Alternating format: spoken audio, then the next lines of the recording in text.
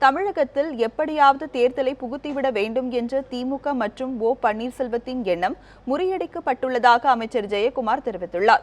அதிமுகவினரின் செயல்பாட்டால் மக்களின் வரிப்பணம் காப்பாற்றப்பட்டுள்ளதாகவும் அவர் குறிப்பிட்டார். மாண்புமிகு இதய தெய்வம் டாக்டர் புரட்சி தலைவி அம்மாவுடைய பொற்கால ஆட்சி தொடர வேண்டும் என்பது ஓபிஎஸ் அவர்களும் அதேபோன்று ஓபிஎஸோடு சேர்ந்து திராவிட முன்னேற்ற கழகத்தை சார்ந்தவர்களும் எப்படியாவது தமிழ்நாட்டிலே தேர்தலை திணிக்கலாம் மக்கள் மத்தியிலே என்று நினைத்திருந்தார்கள்.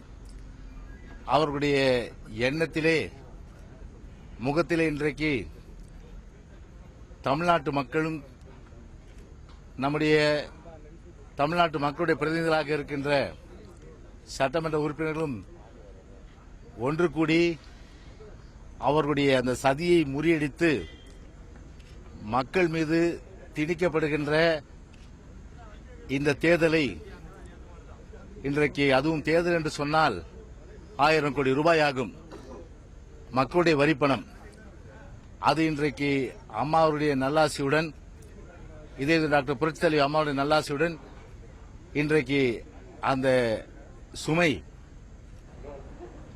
வரிப்பணம் வீணாகாமல் இன்றைக்கு தடுக்கப்பட்டிருக்கின்றது.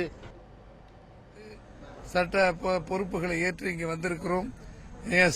சில அசம்பாவிதங்கள் நம்முடைய பத்திரிகை நிருபர்கள் போன்றவர்களுக்கெல்லாம் கடந்த நாட்களில் இங்கே சூழ்நிலைகள் ஏற்பட்டிருக்கும். அருள் கூர்ந்து அதையெல்லாம் நீங்கள் பொறுத்துக் கொள்ள வேண்டும் என்று கேட்டுக்கொள்கிறோம். உண்மை என்ன என்பதை மக்களுக்கு நீங்கள் எடுத்து சொல்லிக் கொண்டிருக்கிறீர்கள்.